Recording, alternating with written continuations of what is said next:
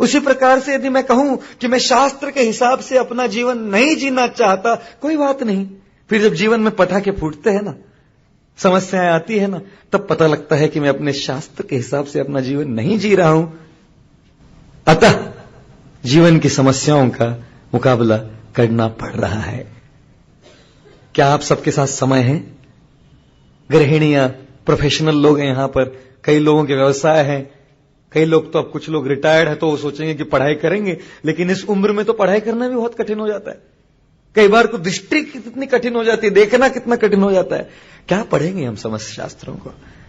कृष्ण समस्त शास्त्रों का निचोड़ सार दे देते हैं इस गीता के रूप में। इसीलिए क्योंकि ये उपनिषदों का सार है, इसे गीतोपनिषद कहा जाता है। प्रपन्न पारिजाताय तोत्र वेत्रैकपाणये ज्ञान मुद्राय कृष्णाय गीतामृताय दुहे नमः। प्रपन्न पारिजाताय तोत्र वेत्र एक पानय, एक पानय। एक हाथ में, कृष्ण के हाथ में क्या है? घोड़ों की रस्सी, सारथी है अर्जुन के। तोत्र वेत्र एक पानय, एक हाथ में घोड़ों की रस्सी है, रथ चला रहे हैं। ज्ञान मुद्राय कृष्णाय, दूसरा हाथ है ज्ञान मुद्रा में। एक हाथ में घोड़े की रस्सी, दूसरे हाथ में ज्ञान मुद्रा। जो घुड़सवार होता है उसको ज्ञान देने की योग्यता नहीं होती, जो ज्ञान देता है घुड़सवारी नहीं करता। क्या ड्राइवर ज्ञान देगा? और क्या ज्ञानी ड्राइविंग करेगा? यहां तो क्या कॉम्बिनेशन है, ड्राइवर ही ज्ञानी है। एल्बर्ट आइंस्टाइन की कहानी बताता हूं। एक बार एल्बर्ट आइंस्टाइन जी बड़े वैज्ञानिक हैं।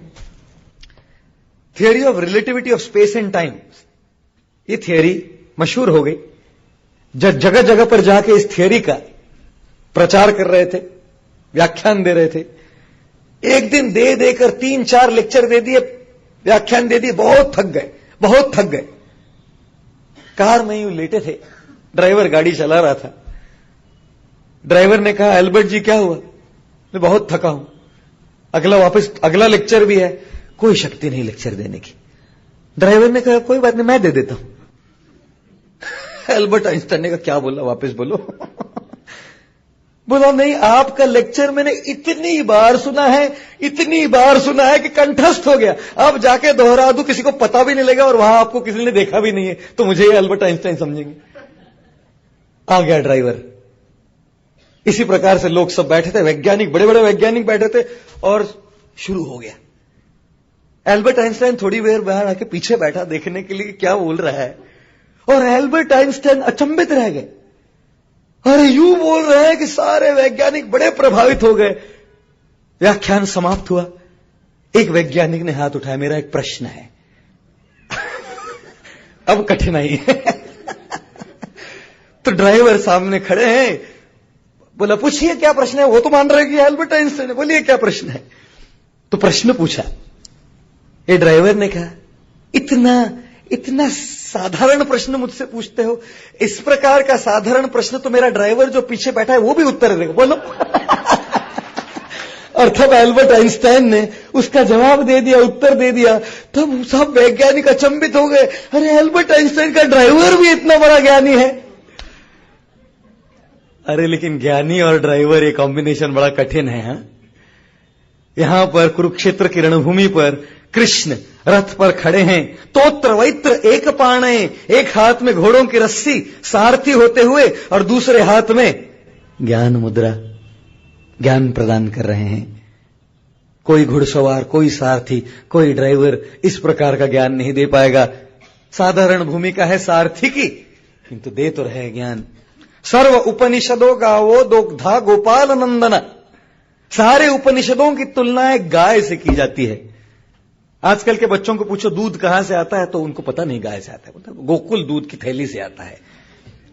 एक बच्चे को पाठशाला में हिंदी विषय में निबंध लिखने के लिए कहा गया, गो माता पर निबंध लिखिए। तो इसने निबंध लिखा, गो हमारी माता है, हमको कुछ नहीं आता है। 2 वाक्य लिखे बस। परीक्षक ने पर्चा पाया तो परीक्षक ने नंबर देते हुए लगा, बैल तुम्हारा बाप है, नंबर देना पाप है। कौन गाय को जानता है? समस्त उपनिषदों की तुलना गाय से की गई है। सर्व उपनिषदों गावो दोग्धा गोपाल नंदना, और जो ग्वाला है वो है गोपाल नंदन कृष्ण। बछड़ा कौन है? अर्जुन। जब तक बछड़ा ना हो ना दूध नहीं निकलता, जब तक अर्जुन नहीं होगा क्या दूध निकलेगा? और दूध क्या है? गीता। गाय के शरीर का सार है दूध, सारे उपनिषदों का सार है गीता। और आप लोगों ने, कितने लोगों ने दूध निकाला है? गाय को दोहा है कभी यहां पर? आपने दोहन किया है? गाय दोहन, गो दोहन। जब आप गाय गो दोहन करें ना, इन दो उंगलियों का प्रयोग होता है, अंगूठे का और पहली तर्जनी का। तर्जनी कहते हैं ना इसको, इस उंगली को, पहली उंगली का प्रयोग होता है यूं। कृष्ण समस्त उपनिषदों का सार दोह रहे हैं। यदि सारे उपनिषद एक गाय के समान है और गीता दूध के समान है, तो ये ग्वाले कृष्ण खड़े हैं। एक तो है सारथी, दूसरे ग्वाले का भी रूप धारण कर लिया यहां पर।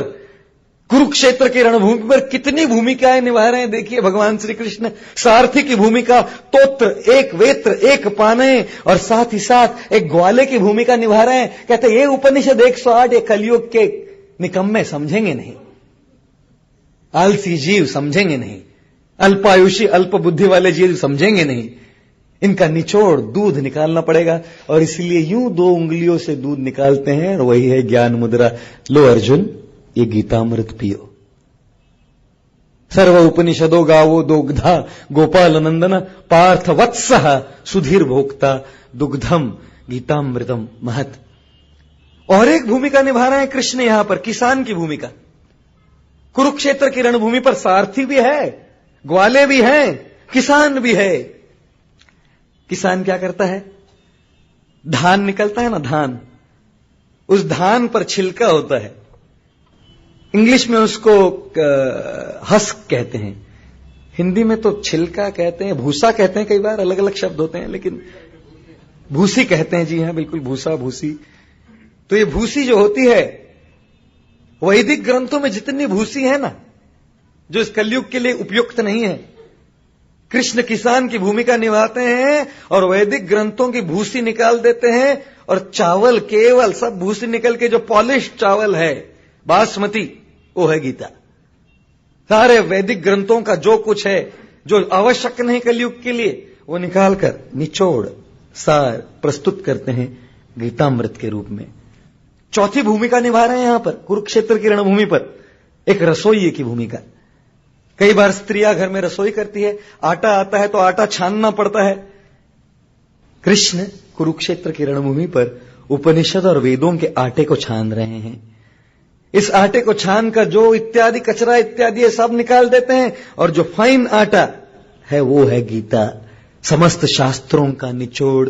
तो कुरुक्षेत्र की रणभूमि पर यह है कृष्ण, सारथी, ग्वाले, किसान और रसोइये। क्या कर रहे हैं? समस्त वेदों का सार और निचोड़ इस गीता के रूप में हमको प्रस्तुत कर रहे हैं। तो ये हमारा तीसरा दृष्टिकोण है कि गीता समस्त शास्त्रों का निचोड़ सार है। चौथा दृष्टिकोण, भगवत गीता एक पिता के विदीर्ण हृदय की करुणा की पुकार है। Bhagavad Gita is a call of compassion, the call of compassion of the heart of a father, that heart which pains for the lost sons that are roaming on the streets of this world and going through tremendous amount of anxiety, suffering and problems. नाना प्रकार की समस्याओं से गुजरने वाले अपने ही बच्चों के प्रति एक करुणा की एक पुकार है। मैं जानता हूं बचपन में, हमारे बचपन में रेडियो तो चलता रहता था और वो गीत तो मेरे मन से जाएंगे नहीं। एक गीत आता था, आ लौट के आजा मेरे मीत, तुझे मेरे गीत बुलाते हैं, आ लौट के आजा मेरे मीत। यही भगवत गीता है, यही भगवत गीता है। यह गाना भगवत गीता के लिए बड़ा उपयुक्त है। हम सब भगवान के संतान हैं, लेकिन विद्रोही संतान हैं। हम सब भगवान की विद्रोही संतान हैं, उनके प्रेममयी संग को छोड़ दिए हैं और इसीलिए इस संसार में आए हैं, दर दर की ठोकर खा रहे हैं।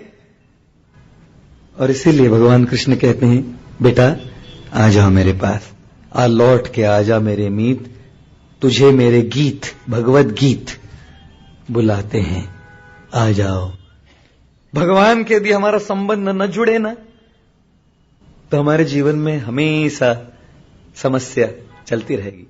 गीता का संदेश ये नहीं कि समस्या का निवारण होगा, गीता का संदेश है समस्या का मुकाबला कैसे होगा, और इस पर मैं कल विस्तृत रूप से चर्चा करने वाला हूं कि जीवन की समस्याएं जाएंगी नहीं, इस संसार में समस्याएं तो रहेंगी जरूर, लेकिन डट के इस समस्याओं का मुकाबला कैसे किया जाए, भगवान का आश्रय लेकर, भगवान के साथ हमारा संबंध जोड़कर, योग साधना के द्वारा कैसे इन समस्याओं का मुकाबला अच्छा किया जाए, ये गीता का संदेश है। नहीं तो आजकल के बच्चे तो हाय हाय इतने स्वार्थी होते, माता पिता की बात मानते कहां हैं। माता पिता की बात मानने तो वो आजकल की जो पीढ़ी है सुनते नहीं, प्राय देखा गया है, बस अपनी मनमानी करते रहते। हम उसी प्रकार से अपनी मनमानी करके यहां आए हैं। गीता क्या है? पिता कह रहे बेटा बात मान लो मेरी। भगवत गीता एक पिता के हृदय की करुणा की पुकार। एक बार एक शिक्षिका ने बच्चे से कक्षा में पूछा, बेटे बड़े होके क्या बनोगे? उसने कहा दूल्हा। बेटा मेरा मतलब है पिताजी तुमसे क्या चाहते हैं? बोलते बहू। अरे निकम्मे, मां तुम्हारे लिए क्या चाहती है? बोले दुल्हन।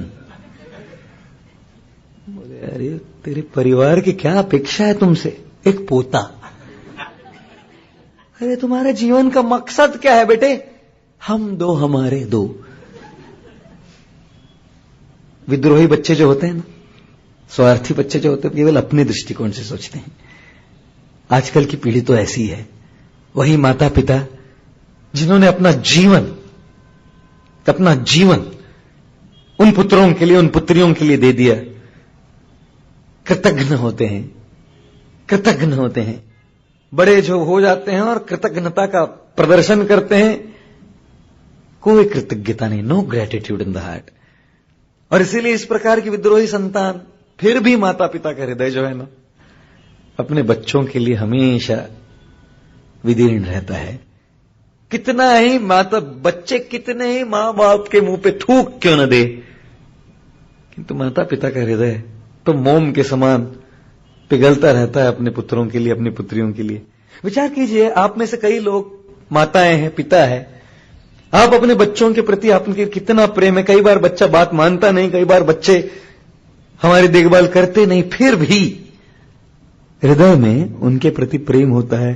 तो एक मनुष्य के हृदय में यदि इस प्रकार की करुणा और प्रेम हो, तो क्या भगवान के हृदय में उनके संतानों के प्रति प्रेम नहीं होगा क्या?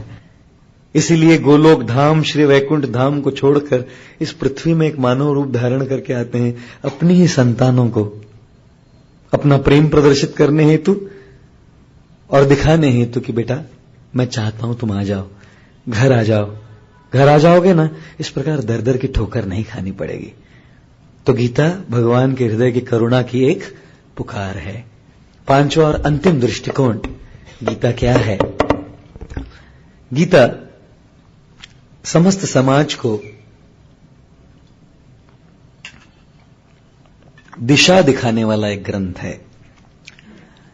मैं प्राय विदेश जाया करता हूं, और विदेश में यदि आप एक स्थान से दूसरा स्थान जाना चाहते हैं ना, तो आप तो या तो मैप नक्शे की जरूरत पड़ती है, या फिर आजकल एक जीपीआरएस मिलता है, उसको सैटेलाइट नेविगेशन, सैटनैव कहते हैं, उसको लगा देते हैं। इंग्लैंड में तो बहुत प्रख्यात है, मैं जाता हूं लंदन, हमेशा हर साल 2-3 बार जाता हूं, तो वहां पर लगाते हैं। जहां भी प्रवचन के लिए कोई मुझे ड्राइविंग करने आता है, गाड़ी में मैं बैठता हूं, वहां पर वो सैटनैव लगा देते हैं, कहां है वो एड्रेस लिख देते हैं, कहां जाना है वो एड्रेस लिख देते हैं, और पूरा नक्शा वहां पे आ जाता है। और बोलती भी है कई बार वो, now 2 yards from now take a left turn, after 5 yards there is a roundabout, go around the roundabout, take a right turn, 5 yards from now there is a hidden police camera, slow down। वो भी बोलती है। तो मैं पहली बार जब उसमें बैठा तो मैंने सोचा इसको कैसे पता लगा है कैमरा है। तब मैंने अपने इंजीनियरिंग का दिमाग का प्रयोग किया, सैटेलाइट नेविगेशन, इस सैटेलाइट से सारी जो जानकारी है आ रही है, यहां से वहां जाना है, कैसे जाएंगे, कौन से रास्ते पे ट्रैफिक है, 5 रास्ते हैं, कहां पर पुलिस कैमरा है, ये तो सैटेलाइट नेविगेशन समस्त बता देता है। भारत में काम ही नहीं करेगा, पता कैसे बताएंगे? पता बरगद के पेड़ के नीचे, नाई की दुकान के पीछे, बैंक के सामने, घर नंबर 320, गटर के सामने, कैसे? एड्रेस ही नहीं बताएंगे तो एड्रेस की परिभाषा क्या है? सैटेलाइट भी कंफ्यूज हो जाता है, कौन से घर में मुझे जाना है। आज हमारा एड्रेस क्या है? ये भौतिक संसार। कौन से एड्रेस तक पहुंचना है? आध्यात्मिक संसार। असतोमा सतगमा, आज का एड्रेस है असत, यात्रा कहां तक की है? सत। तमसोमा ज्योतिर्गमा, आज का मेरा एड्रेस है अंधकार, कहां तक पहुंचना है? ज्योतिर्गमा। मृत्योर्मा अमृतम गमा, आज मैं हूं इस मृत्युमय संसार में, पहुंचना कहां है? उस अमृत संसार में। मार्ग कौन सा है जी? कौन कौन से अलग अलग रास्ते हैं जी? कौन से रास्ते पे ज्यादा ट्रैफिक मिलता है? कौन से रास्ते में ज्यादा बाधाएं आएंगी? कौन से रास्ते पे पुलिस का कैमरा लगेगा? ये बताने वाला सैटेलाइट नेविगेशन सिस्टम है गीता। आज मैं यहां हूं, पहुंचना वहां है। कौन कौन से रास्ते हैं? कर्मयोग का रास्ता है, ज्ञान योग का रास्ता है, ध्यान योग का रास्ता है, भक्ति योग का रास्ता है, पुरुषोत्तम योग का रास्ता है, राजयोग का रास्ता है, नाना प्रकार के रास्ते हैं। इन रास्ते पे कहां सबसे ज्यादा ट्रैफिक होगा? इस रास्ते में कहां सबसे ज्यादा बाधाएं आएंगी? कलयुग के लिए कौन सा रास्ता मुझे जल्द से जल्द मेरे गंतव्य स्थान पे पहुंचाया देगा? ये बतलाने वाला सैटनैव सिस्टम, नक्शा, जीपीआरएस सिस्टम है भगवत गीता। दिशाहीन समाज को दिशा देने वाला यह ग्रंथ है भगवत गीता। आजकल लोग बाहर जॉगिंग करने की बजाय जिम में जाके वो ट्रेडमिल पे भागते रहते हैं, एसी चला के। पसीना नहीं आएगा, एक्सरसाइज का फायदा क्या? भागते रहेंगे 4 घंटे भागेंगे, पहुंचेंगे कहां? कहीं नहीं। ये आधुनिक समाज है। प्रयास चालू है, भागना चालू है, पहुंच कहां रहे हो? ऐसे सवाल नहीं पूछे जाते जी आजकल।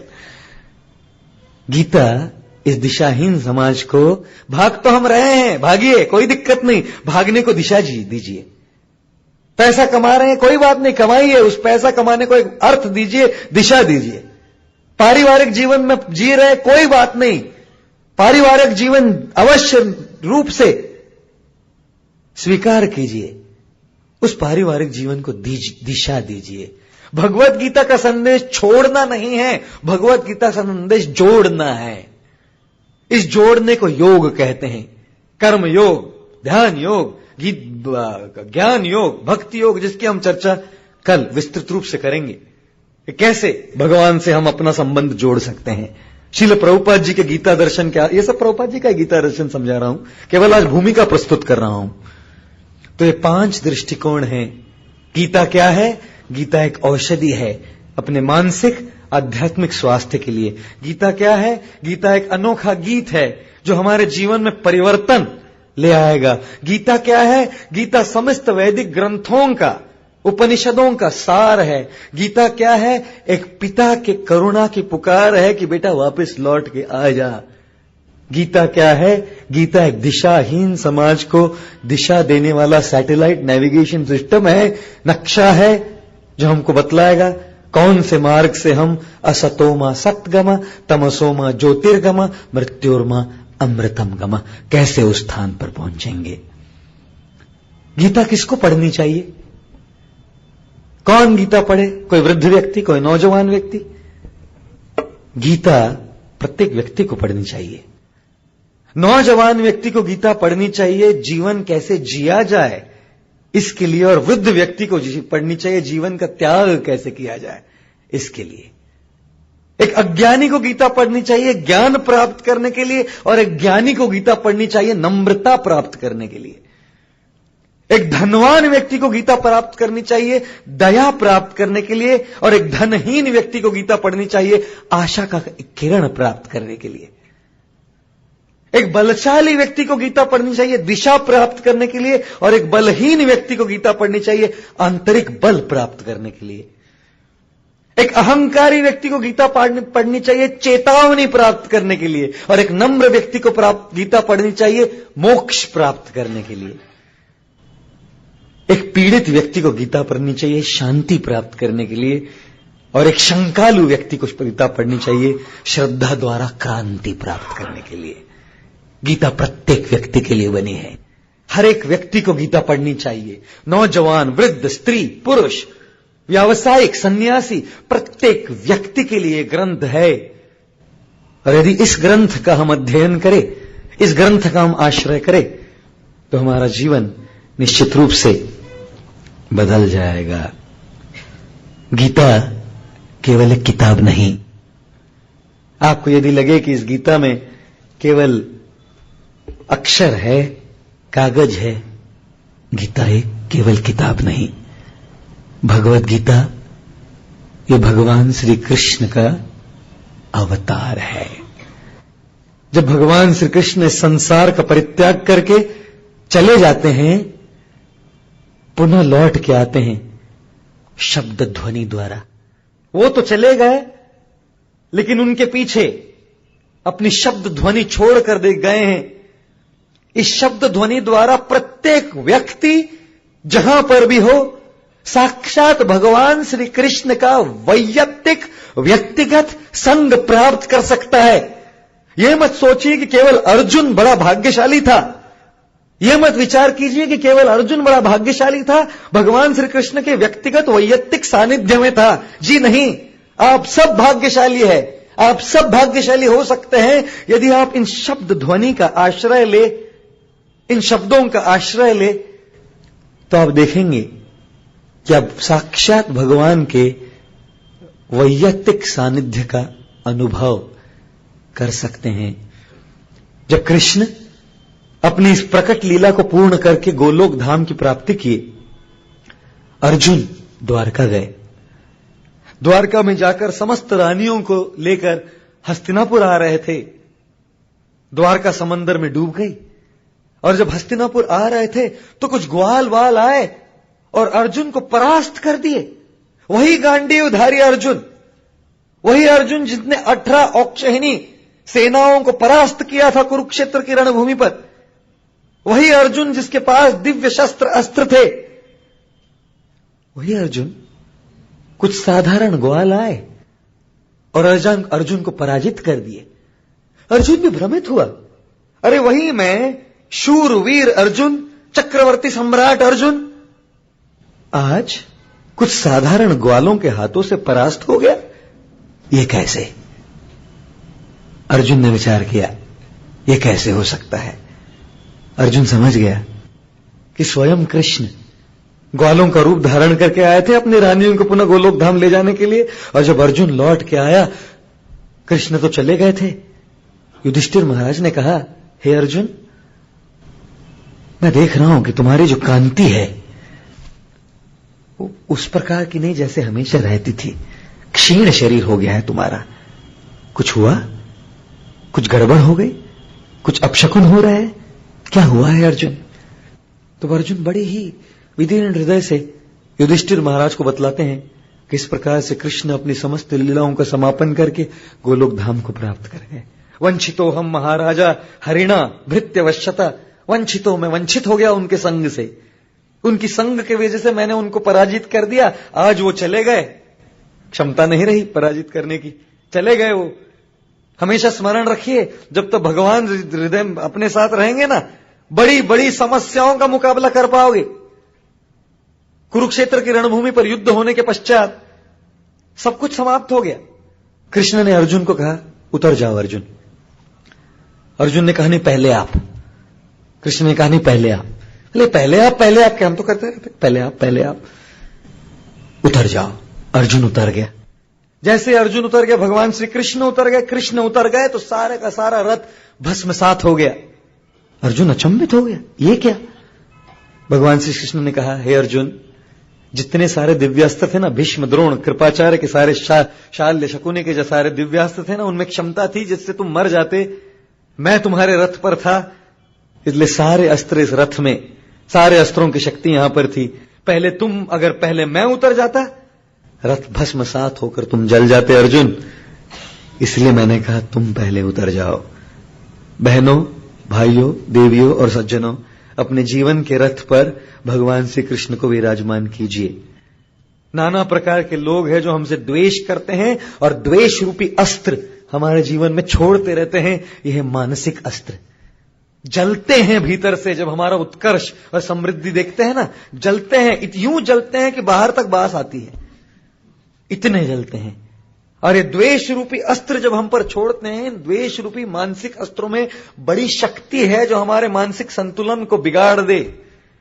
कई बार नाना प्रकार का जादू टोना और नाना प्रकार के तंत्र यंत्र करते रहते हैं लोग। तो कृष्ण को अपने जीवन रूपी रथ पर विराजमान कीजिए। जो ये सारे, अंग्रेजी में नेगेटिव एनर्जी कहते हैं, हिंदी शब्द तो नेगेटिव एनर्जी के लिए क्या कहेंगे, विपरीत शक्तियां। हाँ जी, सारी विपरीत शक्तियां जो है, हाँ जी, हाँ, असुरी शक्तियां, विपरीत शक्तियां जो है, इनको मुकाबला करने का एक ही तरीका है, रखिए गीता को, रखिए भगवान को। ये मत सोचिए कि कृष्ण के साथ केवल अर्जुन थे, आपके साथ भी है। केवल गीता के इन शब्दों का आश्रय लीजिए। अर्जुन जब लौट के आया तो अर्जुन कहता है, देश कालार्थ युक्तानि हृतताप उपशमानि च हरंती प्रसभम चित्तम गोविंद अभिहितानि में। गोविंद तो चले गए, लेकिन गोविंद अभिहितानि में जो भगवान गोविंद के शब्द है वो तो आज भी मेरे पास है। और उन शब्दों का आश्रय लेकर हरंती प्रसभम चित्तम, मेरे चित्त में मैं शांति का अनुभव कर रहा हूं। याद रखिए, कृष्ण भगवान हमारे लिए उपलब्ध है, उनके शब्द ध्वनि द्वारा, उनके शब्दों द्वारा, उनके गीता द्वारा। और भले ही ये समझ में आए, समझ में नहीं आए, याद रहे, याद नहीं रहे, पढ़िए, सुनिए, कोई बात नहीं, याद रहे नहीं रहे। कई बार लोग आके कहते हैं, अरे स्वामी जी, प्रभु जी, महाराज जी, संत जी, महंत जी, कुछ याद ही नहीं रहता। इतने प्रवचन सुने हैं, सत्संग में कुछ याद ही नहीं रहता। और कई बार तो कुछ समझ में ही नहीं आता, क्या बोलते हैं समझ में ही नहीं आता। कोई बात नहीं। एक बार एक व्यक्ति सत्संग में जाया करता था। सत्संग वाले इस व्यक्ति ने अखबार में, 30 साल सत्संग में सप्ताह में 3 बार जाता था, अखबार में एक लेख लिखा, सब लोगों को सत्संग में जाना बंद कर देना चाहिए। क्यों? पिछले 30 साल में सप्ताह में 3 बार मैं सत्संग में जाता था, उसमें से आधे से ऊपर बात मुझे समझ में नहीं आई और याद तो कुछ नहीं है, बंद कर दिए सत्संग में जाना। तो एक महानुभाव जी थे, उन्होंने ये लेख पढ़ा, उन्होंने भी एक लेख लिखा, विपरीत लेख, हर एक व्यक्ति को सत्संग में जाना चाहिए। और उन्होंने एक उदाहरण दिया। उन्होंने उदाहरण दिया कि पिछले 30 साल से मैं शादीशुदा हूं और पिछले 30 साल में मेरी पत्नी ने 3 बार रोज मुझे भोजन खिलाया है। कई बार भोजन में क्या खिलाया ये तो मुझे समझ में आता ही नहीं था। और अगर आप मुझे पूछो कि 10 साल पहले सोमवार के दिन 30 दिसंबर को आपने क्या खाया था, मुझे कोई स्मरण नहीं। लेकिन एक बात जरूर जानता हूं, भले याद रहे न रहे, भले समझ रहे, समझू या न समझू, यदि वो खाता नहीं तो आज जीता नहीं। और इसीलिए उस खाने की वजह से मुझे 3 चीज प्राप्त हुई, तभी स्वाद, भूख मिट गई और शारीरिक बल प्राप्त हुआ। इसीलिए गीता भोजन के समान है, समझ में आए या न आए, याद रहे या न रहे, सुनते रहिए, पढ़ते रहिए, सुनाते रहिए। स्वाद आए न आए, बल तो आंतरिक जरूर मिलेगा, अवश्य मिलेगा। श्रील प्रभुपाद जी की गीता को भगवत गीता यथारूप कहा गया है। क्यों गीता यथारूप कहा गया है, इसको कहते हुए आज की इस चर्चा को मैं यहां विराम दूंगा। और हाँ जी बिल्कुल, 15 मिनट और है, 15-20 मिनट है और 15-20 मिनट तक और चर्चा करेंगे और फिर आज के इस सत्र को विराम देते हुए कल के संध्याकालीन सत्र में दोबारा 5:30 बजे श्रील प्रभुपाद जी के गीता दर्शन पर हम चर्चा करेंगे। और मेरा प्रयास है कि संपूर्ण 18 अध्याय में क्या सार है प्रत्येक अध्याय का, ये प्रस्तुत करना। देखते हैं हो पाएगा कि नहीं, जितना हो पाए हमारी भलाई के लिए, आपकी भलाई के लिए तो मैं जानता नहीं है कि नहीं, मेरी भलाई के लिए तो अवश्य है। हरंती प्रसभम चित्तम गोविंद अवहितानि में, केवल गोविंद के शब्दों का स्मरण करते हुए और उनका कीर्तन करते हुए मुझे तो अवश्य शांति प्राप्त होगी और भक्ति प्राप्त होगी। कई बार हिंदी ऐसी भाषा है ना, हिंदी भाषा में कई अर्थ निकलते हैं। हिंदी मराठी कोई भी भाषा देखिए, कई अर्थ निकलते हैं उसके। अंग्रेजी तो भाषा, हिंदी भारतीय लोग जब अंग्रेजी बोलते हैं ना, उनकी अंग्रेजी तो बड़ी मजेदार होती है, बहुत मजेदार अंग्रेजी बोलते हैं। मैंने एक बार एक व्यक्ति ने कहा, can you get me some hot chapatis. Hot ऐसा कोई अंग्रेजी में नहीं होता। हम बताए गरम गरम चपाती खानी तो उसको बोलते हैं हॉट चपाती। और हाल ही में कैंपियन स्कूल में पढ़ा हुआ एक लड़का, कैंपियन स्कूल में पढ़ता है, बड़ी पाठशाला, अंग्रेजी पाठशाला। वो मेरे साथ बस में जा रहा था, द्वारका से हम लोग सोमनाथ जा रहे थे। 10वीं का लड़का था, मेरे बगल में बैठा था। सब प्रसाद बांट रहे थे सबको, तो सबको भोजन दे रहे थे बस में ही। तो वो बोल रहा है, give me less of everything. सबका कम कम देना थोड़ा।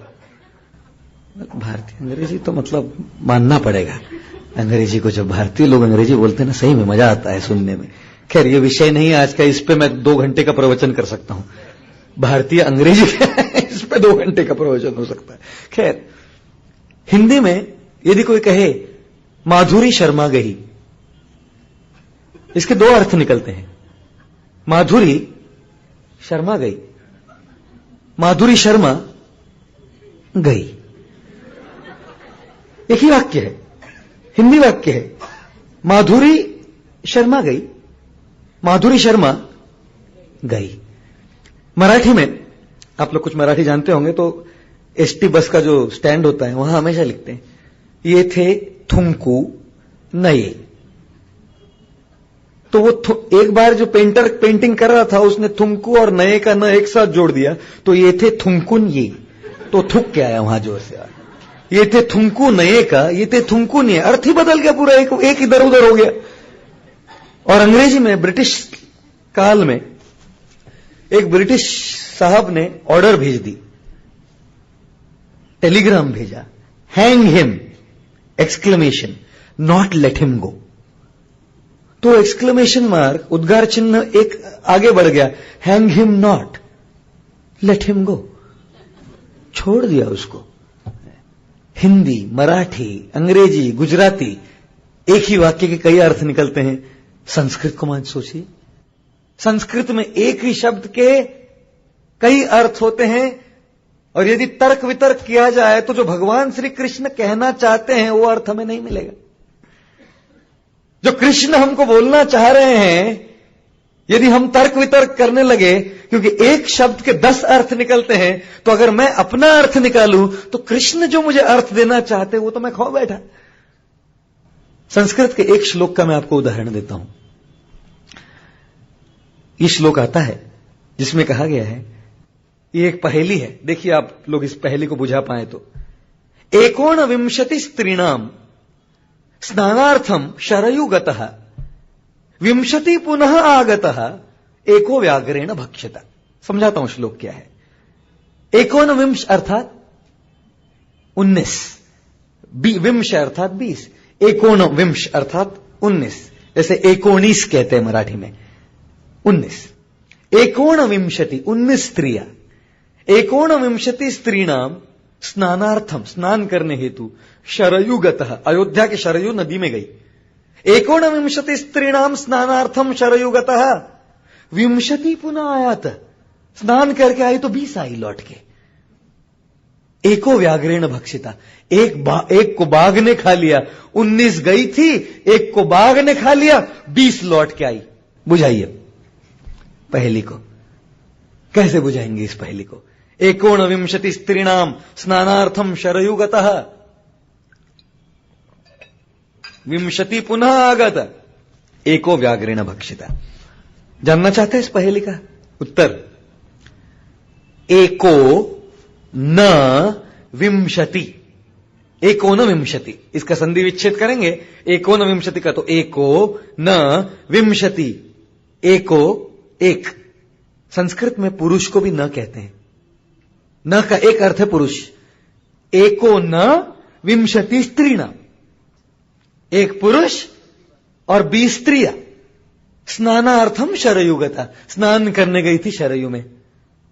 एको व्यग्रेण भक्षिता, एक पुरुष को बाघ खा गया। विंशति पुनः आगता, जितनी गई थी उतनी वापस लौट के आ गई। ये इस श्लोक का वास्तव अर्थ है। अन्यथा किसी को लगा अरे कैसा, एकोन विंशति से 19 गई और एक को खा लिया और 20 वैसे वापस लौट के कैसे आ गई। संस्कृत में एक शब्द के नाना प्रकार के अर्थ निकलते हैं। उदाहरण के तौर पे संस्कृत में नमक को सेंदव कहते हैं और घोड़े को भी सेंदव कहते हैं। तो यदि कोई व्यक्ति, कोई स्त्री गृहिणी घर में भोजन पका रही और संस्कृत में वार्तालाप करने लगे और अपने बेटे से कहती है पुत्रः अहम सैंदवः इच्छामि, तो बेटा जाता है घोड़ा लेके आता है। अरे घोड़े, तुझे 2 पैसे का दिमाग नहीं है? 2 पैसे का दिमाग नहीं है कि यदि सेंदव गृहिणी भोजन बना रही है और सेंदव कहती है कि अहम सैंदवः इच्छामि, इसका अर्थ यह हुआ ना कि वो तो नमक चाहती है। और यदि रणभूमि में कोई योद्धा हो और अपने किसी दूसरे योद्धे को बुलाए और कहने लगे अहम सैंदवः इच्छामि, तो टाटा सॉल्ट लेकर जाएगा, सवारी कीजिए नमक पर। संस्कृत में एक ही शब्द के कई अर्थ निकलते हैं और इसीलिए क्योंकि एक शब्द के कई अर्थ निकलते हैं, गीता का जो अर्थ है, वास्तविक अर्थ, यथारूप अर्थ, जो भगवान स्वयं हमको बतलाना चाहते हैं, यह समझना बड़ा कठिन है। क्योंकि कोई भी किसी भी शब्द के नाना अर्थ निकाल के बता सकता है कि यह गीता का मतलब हुआ। इसीलिए श्रील प्रभुपाद जी ने कहा कि इस गीता को मैं, ये गीता, भगवत गीता यथारूप कहना चाहता हूं, भगवत गीता एज इट इज कहना चाहता हूं। क्यों? क्योंकि यह गीता कृष्ण से जो प्रारंभ हुई है उससे परंपरा में आती है। प्रभुपाद जी कहा करते थे मैं एक डाकिये के समान हूं। जब डाकिया आपको लाकर कुछ दे देता है, मनी ऑर्डर दे देता है, तो कोई पैसे मिलाता नहीं, कुछ पैसे घटाता नहीं, as it is money order दे देता है, यथारूप उस मनी ऑर्डर को दे देता है। जिस प्रकार से डाकिया न तो कुछ मिलाए न तो कुछ घटाए, गीता पर जो टीका टिप्पणी करते हैं न तो उसको कुछ अपना मन घड़ंत तर्क मिलाना चाहिए, नहीं उसमें से कुछ निकालना चाहिए। जिस प्रकार से परंपरा में पारंपरिक तरह से गीता आई है, उस तरह से अपने गीता का विश्लेषण प्रस्तुत करना चाहिए। उस गीता को गीता यथारूप कहते हैं, Bhagavad Gita as it is. Krishna क्या कहना चाहते हैं, मैं क्या कहना चाहता हूं, यह महत्वपूर्ण नहीं। यदि किसी के तर्क वितर्क को मैं समझना चाहूं गीता पर, तो मैं अपना तर्क वितर्क करता हूं ना। यदि किसी के मानसिक दृष्टिकोण को मैं समझना चाहूं, तो अपना मानसिक दृष्टिकोण से मैं संस्कृत भाषा को समझ सकता हूं। और इसीलिए श्रील प्रभुपाद जी ने यह भगवत गीता विश्व को प्रस्तुत की है, भगवत Gita as it is, Bhagavad Gita यथारूप, जिसकी 80 से अधिक भाषाओं में अनुवाद हुआ है। कहने का तात्पर्य यह नहीं है कि केवल यही यथारूप गीता है, यह कहने का तात्पर्य नहीं है। कई बार लोगों को यूं लगता है कि ये इस्कॉन वाले बहुत ही ज्यादा कट्टर है, फेनेटिक है और बहुत ही अपना ही बैंड बाजा पीटते रहते हैं, डंका पीटते रहते हैं। जी नहीं, कहने का तात्पर्य बिल्कुल ये नहीं कि केवल ये ही एक संस्करण है जो गीता की समझ को दे सके। कहने का तात्पर्य यह है कि भगवान श्री कृष्ण से जो आती है परंपरा, उस परंपरा में जिसने इस ज्ञान को प्राप्त किया हो, ऐसे पारंपरिक तरीके से जो ज्ञान प्राप्त हुआ है, वो यदि इस गीता पर टीका टिप्पणी करे, तो भले ही वो इस्कॉन में हो या इस्कॉन में नहीं हो, उसका कोई मतलब नहीं है। इस्कॉन ने तो इसका केवल विश्व प्रचार किया है। और हाल ही में श्रॉफ जी ने बताया, श्रीमती श्रॉफ जी ने बताया कि गीता में रशिया में किस प्रकार से बहिष्कृत हो गई गीता। और इस्कॉन की तरफ से हम सारे भारतीयों को और सारे भारतवर्ष को और भारत सरकार को आभार व्यक्त करना चाहते हैं, क्योंकि एक समय पर गीता को बहिष्कृत कर रहे थे, उसके बाद प्रभुपाद जी की भगवत गीता यथारूप को बहिष्कृत कर रहे थे। गीता से हमको कोई दिक्कत नहीं, लेकिन गीता यथारूप से हमको दिक्कत है। ये रशियन सरकार के कोई कोर्ट में चल रहा था, साइबेरिया के टॉम्स्क सिटी में। और तब यहां पर प्रस्तुत किया गया कि अरे 80 से अधिक भाषाओं में 40 से अधिक वर्षों में ये गीता का संस्करण चल रहा है। हजारों करोड़ों लोगों के जीवन में इस गीता ने यदि परिवर्तन लाया है, तो ये गीता का संस्करण गलत कैसे हो सकता है? और सब लोगों के प्रार्थना से और सब लोगों के सहयोग से ये केस जीत गए और भगवान की दया से गीता पर को बहिष्कृत नहीं किया गया, भगवत गीता यथारूप को। तो इस प्रकार से भगवत गीता यथारूप जो है वो कृष्ण के मन को प्रस्तुत करने का एक प्रयास है। क्योंकि संस्कृत श्लोक में एक श्लोक के कई अर्थ निकलते हैं, परंपरा में आए हुए इस अर्थ को देने का एक प्रयास है। और परंपरा में आए हुए कई ऐसे गीता के संस्करण होंगे और निश्चित है वो भी भगवत गीता यथारूप ही है। केवल उन भगवत गीता यथारूप को ये शीर्षक नहीं दिया गया कि ये भगवत गीता यथारूप या एज है। योग्यता क्या होनी चाहिए? परंपरा से कनेक्शन होना चाहिए। भगवान श्री कृष्ण से आने वाली जो परंपराएं हैं, कृष्ण ने ब्रह्मा जी को ज्ञान दिया, ब्रह्मा जी ने नारद जी को दिया, नारद जी ने व्यास जी को दिया, व्यास जी की परंपरा में आते हुए मध्वाचार्य, रामानुजाचार्य, निम्बार्काचार्य, विष्णु स्वामी जैसे नाना आज प्रकार के महान महान आचार्य इस देश में हुए हैं। इन आचार्यों की परंपरा में आने वाले यदि कोई व्यक्ति गीता का संस्करण हमें प्रस्तुत करे, उस गीता को भी हम गीता रूप यथारूप ही कहेंगे। केवल उस गीता का शीर्षक भगवत गीता यथारूप नहीं है। तो इस प्रकार से आज के इस सायंकालीन सत्र में मैंने केवल भगवत गीता की भूमिका समझाई है। दोबारा दोहराता हूं, मैंने आज क्या चर्चा की। सर्वप्रथम हमने गीता की पहचान समझी कि गीता क्या है। 5 दृष्टिकोण हमने देखे। भगवत गीता एक औषधि है हमारे आध्यात्मिक और मानसिक स्वास्थ्य के लिए। भगवत गीता एक अनोखा गीत है जिससे जीवन में परिवर्तन आया है। भगवत गीता समस्त शास्त्रों का निचोड़ सार है। भगवत गीता एक पिता के करुणा की पुकार है और भगवत गीता दिशाहीन समाज को दिशा देने वाला नक्शा है, सैटेलाइट नेविगेशन सिस्टम है, जीपीआरएस सिस्टम है। तत्पश्चात हमने चर्चा की गीता किसको पढ़नी चाहिए। प्रत्येक व्यक्ति को पढ़नी चाहिए। नौजवान व्यक्ति को पढ़नी चाहिए, वृद्ध व्यक्ति को पढ़नी चाहिए, ज्ञानी को पढ़नी चाहिए, अज्ञानी को पढ़नी चाहिए। और हमने चर्चा की क्यों पढ़नी चाहिए। नौजवान व्यक्ति को जीवन जीने के लिए, वृद्ध व्यक्ति को जीवन छोड़ने के लिए, ज्ञानी व्यक्ति को नम्रता के लिए, अज्ञानी को ज्ञान के लिए, धनवान को दया के लिए, धनहीन को आशा के लिए, पीड़ित को शांति के लिए, अश्रद्धालु को श्रद्धा की क्रांति के लिए भगवत गीता का अध्ययन करना चाहिए। तत्पश्चात हमने देखा गीता केवल एक किताब नहीं, गीता साक्षात भगवान है। यदि हम गीता का आश्रय लें और पढ़े तो भगवान के व्यक्तिगत सानिध्य की प्राप्ति हम कर सकते हैं। ठीक उसी प्रकार से जैसे अर्जुन ने की।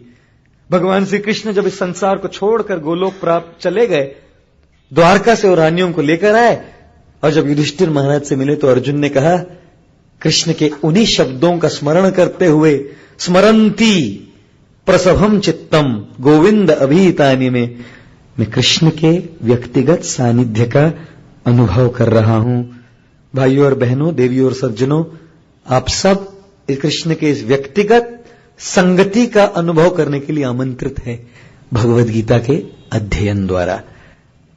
तत्पश्चात हमने चर्चा की, भले ही गीता हमें स्मरण रहे न रहे, समझ में आए न आए, यदि इसका अध्ययन हम करते रहे तो हमारी आध्यात्मिक बल बना रहेगा।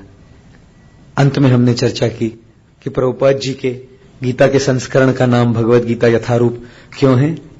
क्योंकि संस्कृत में एक ही शब्द के नाना अर्थ निकल सकते हैं और क्योंकि श्रील प्रभुपाद जी ने कृष्ण से आती हुई परंपरा में उस ज्ञान को डाकिए की तरह बिना कुछ न मिलाए, बिना कुछ घटाए, बिना कुछ मिलाए देने का प्रयास किया, इसीलिए इस गीता के संस्करण को नाम पड़ा भगवत गीता यथारूप, भगवत गीता एज इट इज। पुनः मैं प्रेमपुरी ट्रस्ट के समस्त व्यवस्थापकों का हार्दिक आभार व्यक्त करना चाहता हूं कि उन्होंने मुझे यहां पर आकर आप सबकी सेवा करने का यह स्वर्ण अवसर प्रदान किया है। आप सब श्रोताओं का मैं पुनः हार्दिक आभार व्यक्त करना चाहता हूं कि आप लोग सब अपने मूल्यवान समय निकालकर यहां पर इस गीता श्रृंखला प्रवचनमाला में भाग लेने के लिए आए हैं। आपका मैं बहुत बहुत आभारी हूं। बहुत बहुत धन्यवाद। हरे कृष्ण।